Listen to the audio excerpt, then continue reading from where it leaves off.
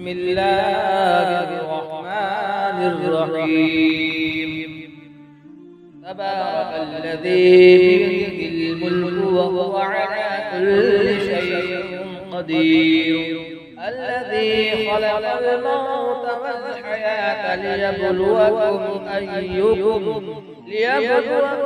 أيكم أحسن عملا وهو العزيز الغفور. الذي خلق 7 سماوات طباقا ما ترى في خلق الرحمن من تفاوت فارجع البصر هل ترى من فطور ثم ارجع البصر كرتين ينقلب إليك البصر خاسئا وهو حسير.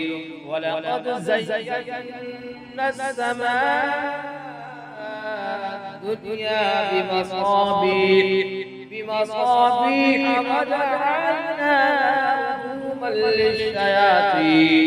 وجعلناها رجوما للشياطين وأعتدنا